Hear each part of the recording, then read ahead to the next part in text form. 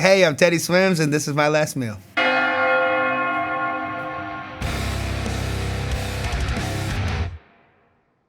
Every person has exactly two things in common. We all gotta eat and we're all gonna die. Today's guest has more than 4 billion streams on Spotify. He's nominated for Best New Artist at the Grammys, and his new album, I've Tried Everything But Therapy Part 2, is out now. More impressively though, he might be the worst server in the history of the Loganville, Georgia Chili's. Teddy Swims, welcome to the show. I've heard that, yeah. I actually made contact with one of your former Chili's team members. Yeah. And they confirmed that you forgot damn near every order. However, you were so nice and you used to sing to yourself. They said you made guests at the restaurant so happy that you always got the best. You know, I think the first time I ever waited tables, my boss at the time had told me, he's like, man, Table 23 has been waiting on their ranch for 4 hours, but he said he's like, you could be bad at this job, but you've taught me the power of charisma and the way you make people feel.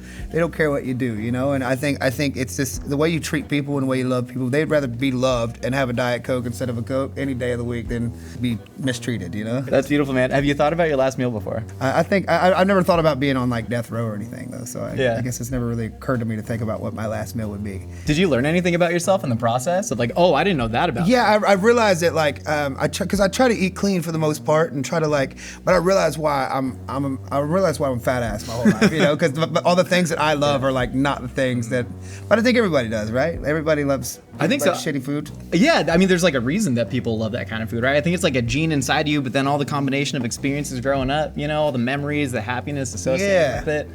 Drowning in a ball pit covered in mac sauce. That's absolutely. How often do you think about death in general? So my mom's best friend was a mortician growing up, and my mom recently over the last few years has started she was doing hair and makeup because she's a cosmetologist and barber, and so she started doing hair and makeup for a lot of people and a lot of people in our family who had passed away, and she found a whole passion for that, of people sending her messages like, you made my aunt look so beautiful, and she really fell into love with it. And my older brother at the time started getting into body removal and pickup and stuff, and that was a time in my life where I had to see a lot more death and that I wanted to. I remember my mom the first time she started doing that being like, let me take you on a tour and open the freezer up, and somebody's like, how old were you when you saw that? I mean, this was just maybe a couple years ago, gotcha. Maybe 5 or 6 years ago. And I don't feel like I'm afraid of death or in any way scared to die. I just think that something about seeing a dead body is kind of weird, And I ask myself then, and I've dealt with it for a minute, why do I feel so uncomfortable around?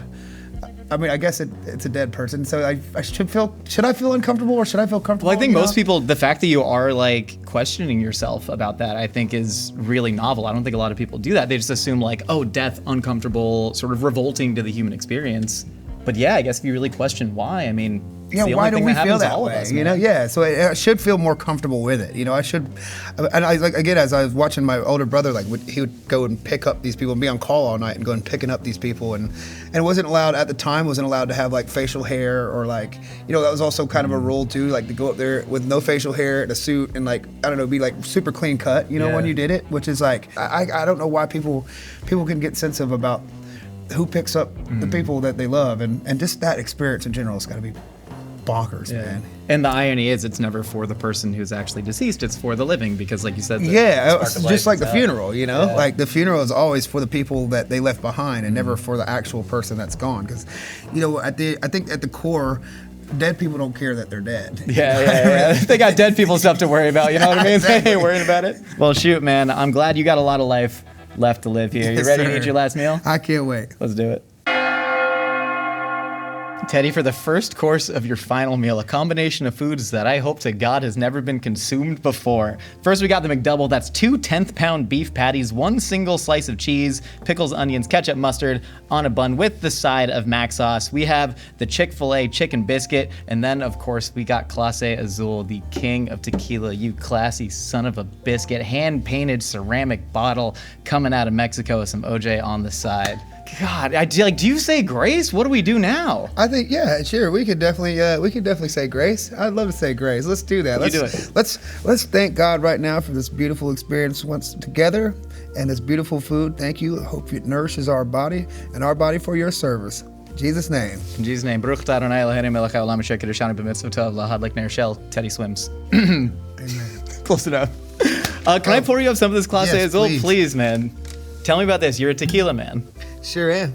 This runs about $200 a bottle plus retail, but get it in the club, it's a lot more expensive. Do you remember the first time you had Clase Azul? Yes, I sure do, man. So I was actually at Dominique Wilkins' house, and he's, he lives in my hometown in Conyers, and he had poured us some of this, and then we smoked his Dominique Wilkins cigars, and it was my first like cigar I had with him too. And after I tasted this, it was just like absolute candy, and so I fell in love with it since. And Cheers, brother. oh, it's so delicious. It hits, it goes down caramelly. Oh, thank you. Dominique Wilkins. This is the first time I've thanked you on the show. It won't be the last time. Greatest donkey to ever live. Amen. Tell me about the fast food array here. Okay, so I'll start with the McDouble.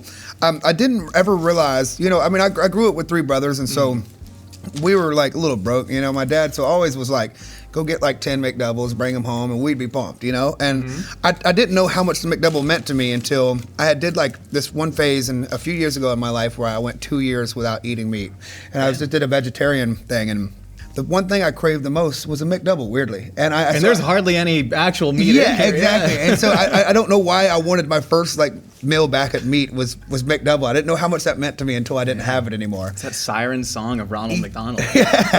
And so since then, I don't give these to myself very often, but I just always know this is, I think, still arguably one of the best burgers that will ever be. I fully agree, man. It almost eats like a dumpling. So you and I we were both born in 1992, both grew up with like broke, divorced dads in an all-boys household. Oh, no way. Do you remember, I'm going to dip straight in the mag sauce. Yeah, let's get a dip in that going. Oh, bro. That's a good burger. Better, man. McDonald's had a promotion. Every Saturday, you could get a hamburger for 29 cents, and every Sunday you get hamburgers for 39 cents, but it was limit 10. I don't remember the price point on it until I started paying for them, which is, It's a fair point. much later in life. They used to be double cheeseburgers for $1, but then they took one slice of cheese out. One slice of cheese off, yeah. Which is, frankly, not even cheese, what Yeah. it is. How much could that have cost? I think we hold like so much emotional space connected to foods in our life, right? And I know for me, like, food was always the cheapest way to bring happiness and togetherness, right? Like you said, my dad would show up with a sack of Jack in the Box, right? Cost $8, brought us so much happiness. That also sort of left me emotionally dependent on food for happiness, though, because I like connected those two things together. I think there is a time where I've found myself for so long in my life when it comes to heartbreak and sadness that you tend to fall more so on food. I find that I am the hungriest I am when I'm sad, or I'm the hungriest I am when I'm heartbroken. If somebody leaves me, it's like, I probably gained 20 pounds, and I think this is comfort, man. It even feels comforting. It's soft and warm. It makes you feel safe, and I feel close to. I guess I never really thought about it like that too until like I realized like maybe the reason I love this McDouble is because I feel close to my father and my brothers, and that's such a weird thought. I didn't think that this meant that much to me until you just said that, which is such a beautiful thing. Dude, I mean, some people grew up with like grandma's baking them pies or mom's making a meatloaf, whatever. But like I grew up with a divorced dad buying me McDoubles. You know what I mean? And like that has the same amount of emotional weight for me. Thanks, Dad. You're the best, bro. You did it, bro. To divorced dads everywhere. God bless you. Crack open the Chick-fil-A. Okay. You're Conyers, Georgia, suburb of Atlanta. Yeah. Chick-fil-A, Atlanta classic. Jesus chicken, man. This is Jesus chicken right here, man. Don't even go in on a Sunday. Well, see, I think and Chick-fil-A is always. I'm not a huge fan, honestly, of the lunch or like the rest of the day with Chick-fil-A. It's just like it's kind of mid to me. Yeah. But I think with that's crazy. Wait. I've never thought that would happen. Daddy, all things are possible on the show Last Meals. But I think for me, we used to when my older brother was in high school, started high school like a couple years before I did, and I was still in like 7th grade. And my mom started doing this thing with me and my cousins where on Thursday mornings, about 7 a.m., we'd start our Thursday mornings with Chick-fil-A biscuits, So I think I just had one of these actually yesterday in New York. So I always miss this, man. This reminds me of my childhood as well. Jet Setter touring around the world. There's a Chick-fil-A everywhere. That's crazy too. It makes me so happy how happy that makes you, bro. Yeah. Keep the mac sauce around. That's crazy, bro. I'm gonna have to start keeping this in my pocket. It'll come up to body temperature too, which is where it's best at. I want to talk about your new album. I've tried everything but therapy, part 2. Now I understand that you have since tried therapy in between part 1 and 2. Yes, sir. But I want you to tell me about all the things that you tried instead of therapy and how successful they were. Lots of drinking. How successful is that? Yeah, I mean, I've done that too. I think it's pretty damn good. I think alcohol has made me. It's been one of the most useful tools in my life. I don't know. I don't want to say that in like the worst way or in a problematic way, but I say that really earnestly as well. And if you use the word tool, it's like, well, it can be a tool to help you in certain situations, right? Yeah, I think one thing it's been for me is like even in a writing situation, I love to use tequila for writing. Or you're more comfortable with your ideas and who you are as a person. You're more like confident in a way that gives you this like blind, stupid confidence. That's like such a. I feel like with alcohol, I always picture my brain almost like a race car track, and it's almost like the cars are going too fast around it, and I either need something to make the track faster or make the cars slow down. Yeah, and so to me, like alcohol, it makes the car slow down just a little bit for everything to sort of catch up. You gotta know the space for it, because I feel like in my life I have had an issue with it in my life, several times, and had to have like. I do this thing where I try to like make sure I take breaks from it, like take 2 months here and stop, and take a month here, make sure I'm in control of it, because it's easy to have, especially in this job, in this line. Like, there's my everyday on stage is a lot of people's Friday, Yeah. And no matter what, it's a Monday or Tuesday, they've planned this whole thing and taken off work the next day and brought their aunt and mom and sister and their dog, and they're like, well, I still gotta get up and sing and work tomorrow. And it's a hard thing to do. It was a balance. It took me a long time that I'm still trying to learn to like not overdo it all the time. You get in the habit of thinking that your job is to be a good time, whereas it's kind of not though. Your job is to do your job, you know what I mean? In certain ways, I know it's a lot more complicated with that, for especially what you do. But to me, a lot of it is like, you got to protect that for yourself, which is so much easier said than done, especially when you love that validation coming from people and having a good time. Yeah, having a good time. It's a great time. Amen. What have you learned from therapy?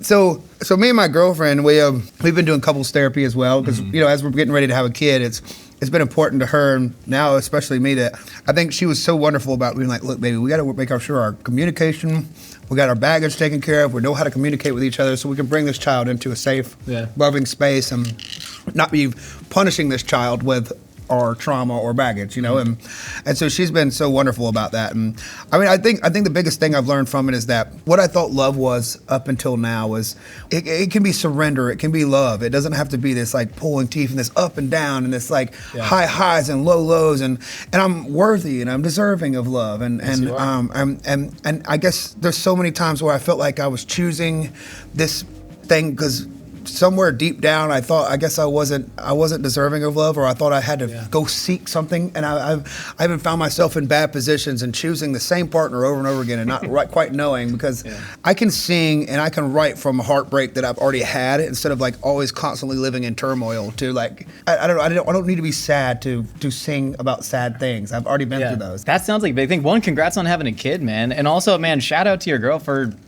believing in you to go to therapy for the first place, because I think I have that same thing that you have, where it's like, I would have never gone to therapy myself. My wife is the one that influenced me to do it, and we started in couples therapy, and then I moved to individual therapy. They Trojan horse you in there, man. And what a beautiful woman to do that, Agreed. man. Rather than be like, you need therapy, you idiot, Yeah. What a beautiful thing. What a strong woman to be like, a real strong woman like that, man. She'll finesse you into like healing yourself. And I need to be tricked.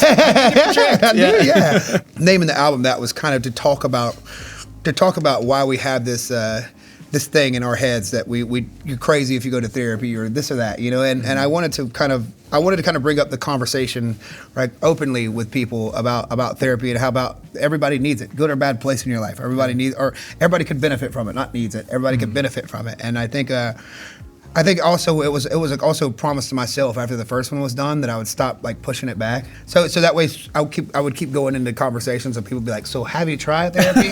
And until the point that I got so embarrassed from saying no. I actually pushed myself into it. You tricked yourself, but you played yourself. That's great. Yeah, sometimes you got to do that to pull the trigger on something. Like, I believe everybody like should get it eventually, but and I still kind of felt like weird about it, and I don't know where that was. I'm glad I have though. Teddy, for course number 2 of your final meal, we got the full brisket combo plate with the mac and cheese and the greens cooked down with a little bit of ham hocks and pickles, spicy barbecue sauce, regular barbecue sauce, and briskets coming from Bloodso's best barbecue in LA. Then we got the chips and queso. This is infinitely refillable, and I'd like to think if you were in heaven, you would just be continuously eating a stream of queso out of a river. Oh, the queso river in heaven is absolutely bonkers. That sounds, man, that's my full back tattoo that I'm gonna get. Yeah.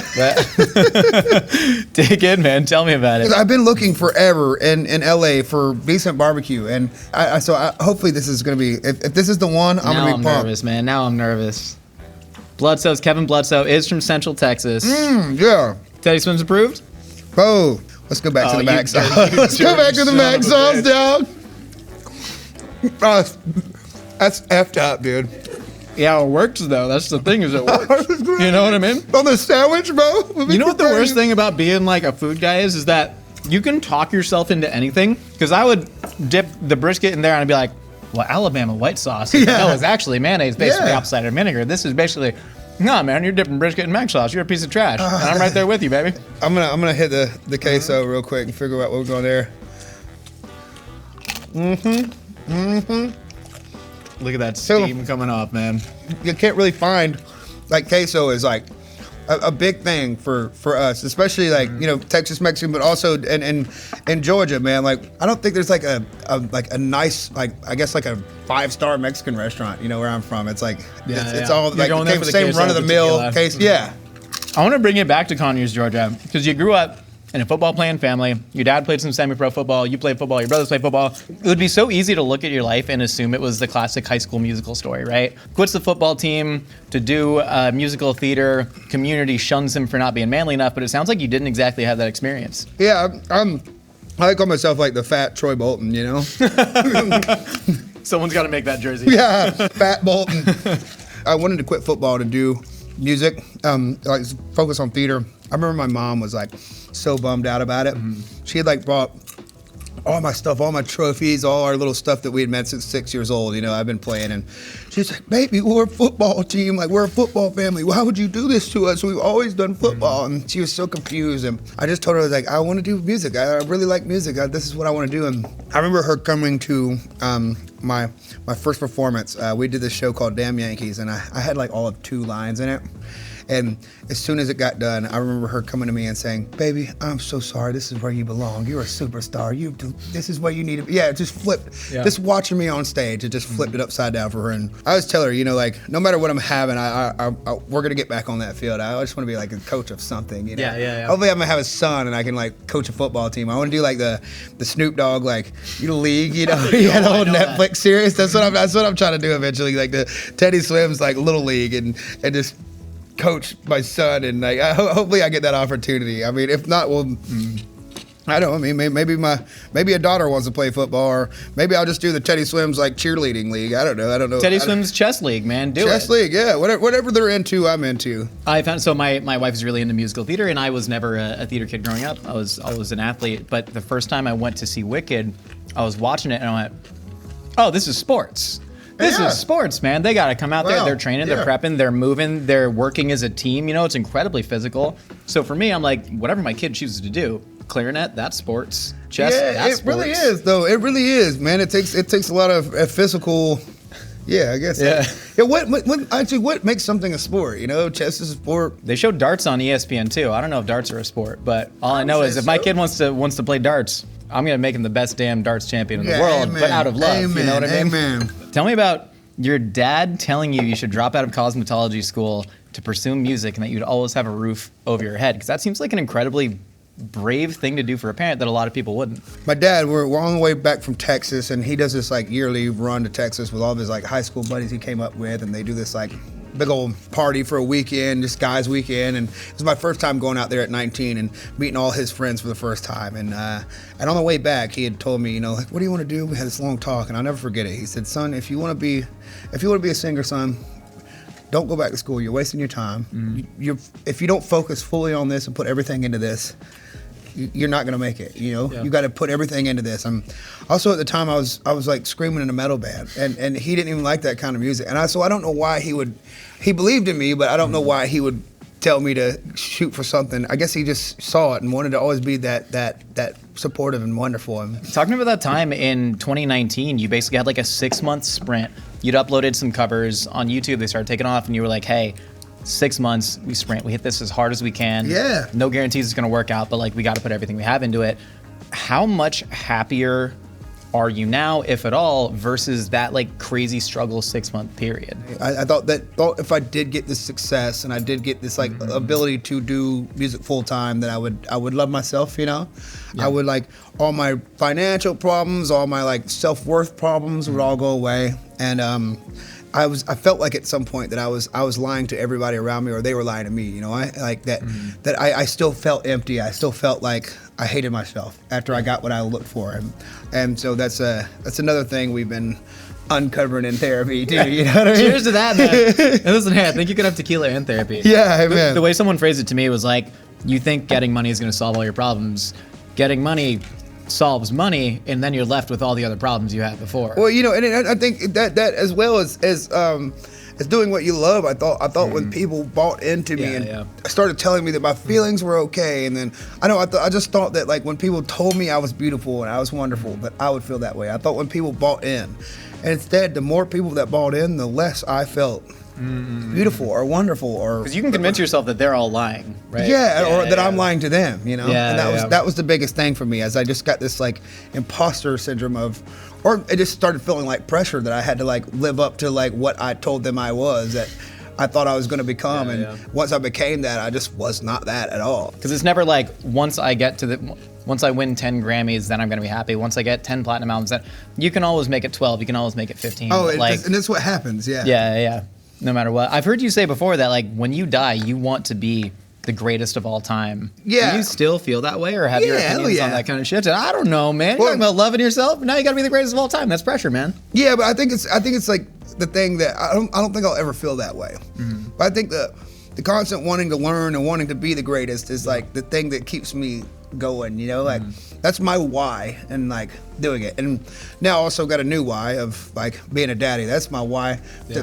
At least if they can say that, that's fine. I don't need everybody on the planet to say that. Now if they just say that, I'll be all right. But you know, everybody's supposed to use their voice to lift up or do whatever. There's something that you're gonna do. There's something because we do what we do that brought us together, right? And you could touch people that I'll never be able to touch based off of who relates to you. And so it's kind of your duty, if anything, to talk and say and go through what you're going through, because you can touch these people. You can help people. You can save people by just opening your mouth and telling what's going on with your life. And I think it's your duty, my duty, and everybody else's duty on their planet to understand that their voice is so powerful, and then use it in whatever way that falls out. They should be using their voice, you know. And so I want to reach the most, you know, I guess change and positivity that I could possibly do to inspire or to move, and to also, I guess at the end of the day, feel important too, you know.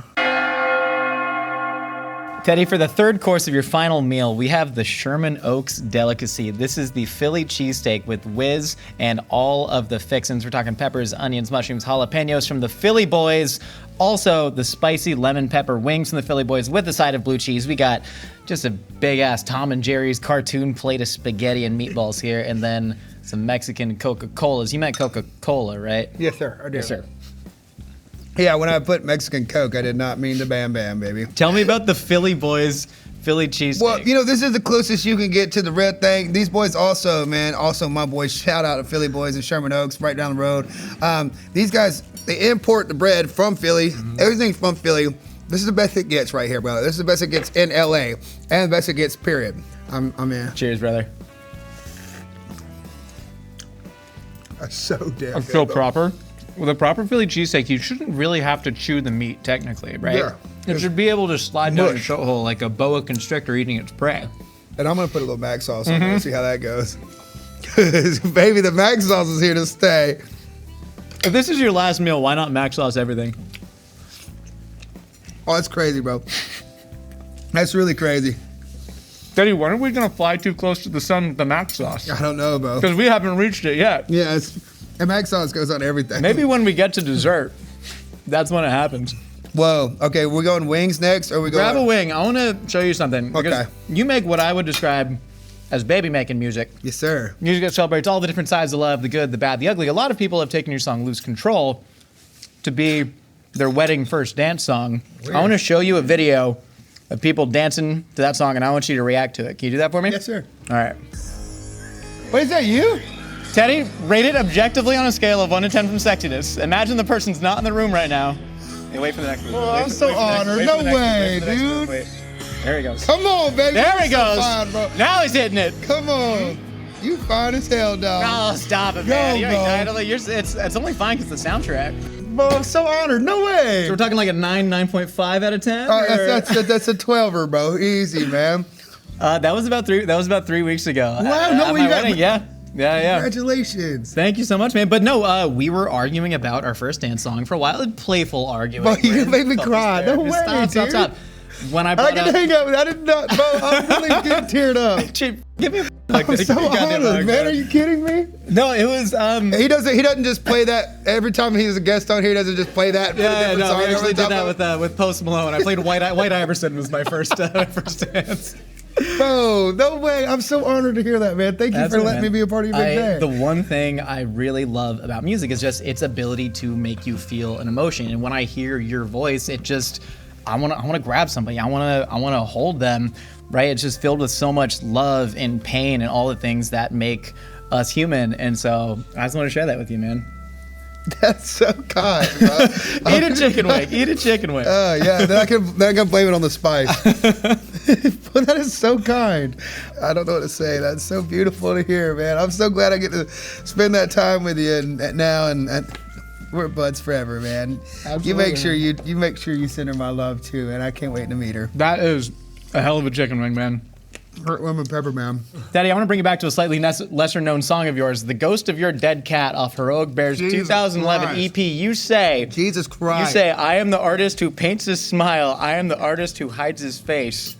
You got a face full of tattoos. Teddy, are you hiding God the face of bless. Jayton Dimsdale? Dude, I listened to the whole Heroic Bear EP, goddammit. why would Teddy, you- I'm at the gym this morning and I'm pumping it out. No, I want you to like look back at that moment in time and sort of like, I don't know, reflect on how fun that was, how Dude, much you've grown since. Those are man. Those are still my boys, man. Still some of my closest friends, and also Jesse, who still plays guitar with me, was in that band too. You know, and so we sucked, dude. 18-year-olds should suck. Yeah. I want to stress that. I can't believe you listened to that record. It's so I'll bonkers listen to to all hear. of it, man. I think it's really cool to see that progress, though, especially in an era where you can go on TikTok and you can feel so bad about yourself of all these people succeeding very, very early on. Are you glad that you didn't really see major success in music until you were what, like 27, 28? I guess now I am. You know, back then I it's wasn't. very Yeah, cool. because you know when you're in it, like, and I wanted it all right now immediately. You know, and I always I still sometimes get so like. Want it now, everything right now. And I just wouldn't have been ready for that. I wouldn't have had the proposition. I wouldn't have known love. I wouldn't have known these things that I should know now. I wouldn't have had the proposition to help people and to truly know what I want to say and how to live. And I wouldn't have had the lessons and the things that I can share and the real help that I can provide for myself and them. You know, at the time I would have been in and out the door if I would have, there's no way I would still be doing it if I did it then, you know? There's no way. There's a reason something didn't happen earlier. Amen. You know what Yeah, I mean? yeah. I amen, man. You weren't ready to receive that in a way. Yeah, I think no matter what you believe, that universe is right. Also, have you tried the hot lemon pepper and the mac sauce? It's Oh my God, I haven't. I'm sorry. I was busy mac saucing my meatball, Teddy. Wait, hold up. Everything gets mac sauce. just don't skip a step. You know what I mean? I'm just tell you, just mac sauce and the meatball is a great idea though. Listen, it's still great on the lemon. Like, I think blue cheese might be better, but we're jumping in. Where's the spaghetti come from? I don't know. Just a big spaghetti boy? Yeah, Who is it, man? I hate to sound like Eminem, but Mama spaghetti though. Yeah, I don't know if that's copyrighted. You got to write that into a song now. Mama will always make me spaghetti, and then my older brother was kind of I don't know. He had the palate of a toddler. And she used to make him butter noodles, you know. And I'm like, you don't like marinara sauce, you wiener? That's so weird. Tell me how much it means for you to be on the precipice of fatherhood. It sounds like you had a lot of really incredible family role models growing up. Yeah, I'm about to take this off. God, I'm sweating. This, the tequila. And you got the vent holes in the shoulders, baby. I know. I'm not even using You're like an Indy car right now. Aerodynamic, cutting through the wind. Okay. Go ahead. Sorry.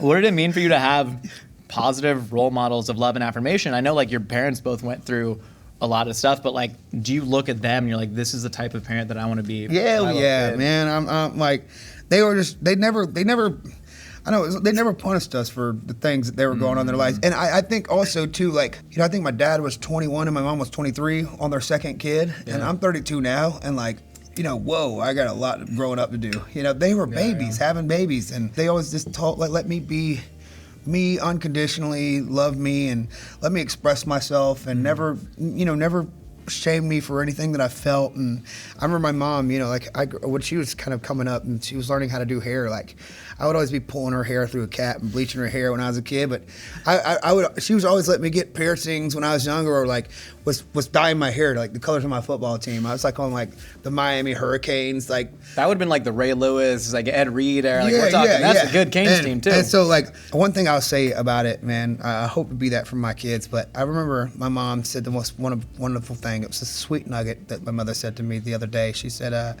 was a couple months ago. She goes, I had this lady, my customer came in, and she looked at a picture of you and Kaylin on the wall in front of me, and she said, Glenna, how'd you raise such good boys? And you know what I told them? I said, hell, they raised me. And I was like, just broke down crying. I said, Mama, how profound was that, Yeah. I'm just so lucky, dude, to have, I'm so excited to watch them become grandparents, but I'm scared to have them be grandparents because, like, how am I going to be cool, I just want my baby to think I'm cool, man. I want them to, like, think I'm, like, I hope that I'm, like, I don't know, I don't want to cry because we got so much to eat, but I want them to think I'm cool, I want to look at that baby and the baby be like, you're the best. I hope that they talk about me the way I talk about my dad. Like, I hope. Y'all go ahead and get on out of here so I can look cool, man. Because I don't know. It's like the opener outshining the headliner. No, get the hell out of here, Grandma, Grandpa. I love you. Stop. Mama's already called herself Glamma, too. Can you believe that? She got a copyright on that? She got Glamma is crazy. Set up an Etsy store. Glamma is crazy. I'm like, I don't need a daughter if that's the case. I hope I don't have a daughter. Teddy, for the final course of your final meal, we got to take shots of the mac sauce and stay it, baby. We got the fresh baked chocolate chip cookies. We got the big boy Reese's peanut butter cups. We have just a wedge of cheesecake and a glass of whole organic Strauss dairy milk. Only grass-fed from California. Yeah, happy cows. Happy cows, man. We don't have to. We can. Yeah, we can. We'll save the mac sauce. I will do a cookie dip if it means that much to you. I just want to like Simba you before you die with mac sauce. I love that. Go for it. I'll take it. Go for it. All right, okay. And then we'll run this last one just like Simba. From the day we.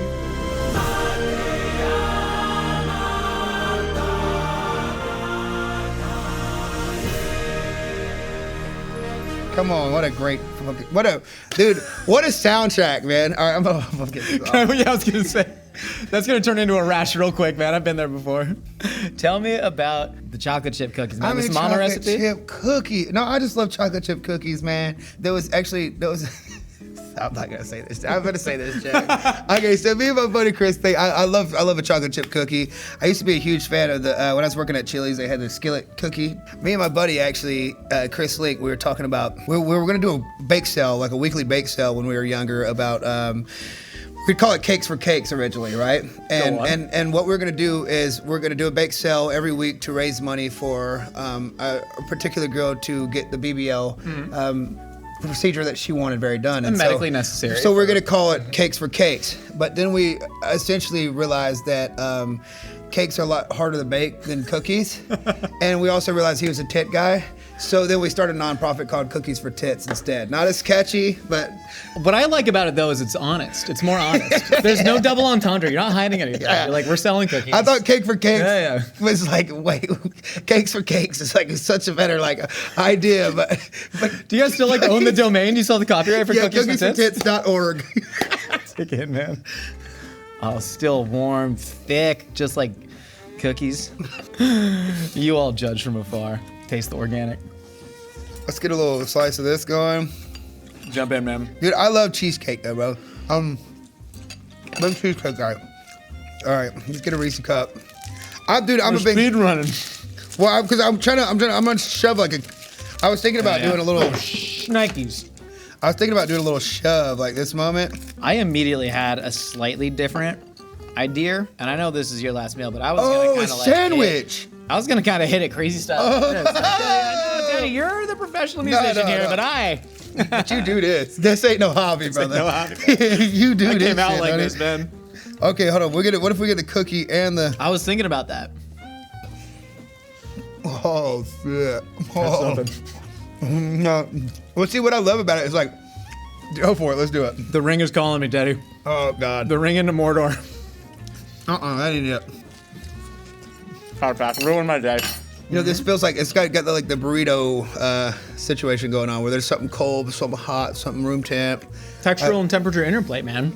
I want to talk about the tattoo you got in memoriam of your grandfather, who was a Pentecostal pastor. It's kind of simultaneously beautifully honoring him, but also rebelling against him. Yeah, that's I guess that is the juxtaposition I wanted from it. So he was the first person I like saw, to talk about death again. Yeah. I saw it like kind of firsthand, and I had like 50 people at their house, and they, my grandma was just kind of talking to everybody and keeping it down. I'm like, she's been with him for 52 years. There's got to be a point where she breaks, and I go in the room where he's on the ground, and she wants me to play some piano, and I'm playing some piano, and everybody leaves, and she finally goes, she does this beautiful moment where she says, well, he's home at last, but you left me behind, and broke down, and I like held her and hugged her, and was like, oh, Mama, I love you, Mama, gave her a kiss and hugged on her, and that was like the biggest thing that he always said to me. He was like, the calling of God is without repentance, son. Don't get your face tattooed. And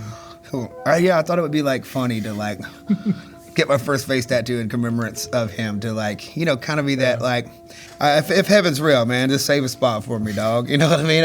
If you were right and that's the right way to do it, then hopefully you save a spot for the your big boy. Mac sauce filled hot tub in the sky, Teddy. We're going there. Yes, sir. But no, so many people think there's like one way to grieve, and like we said earlier, like it's not for the dead, it's for the living. I want to ask you about you had a friend and bandmate, and a brother pass away, I believe in 2021, Christoph.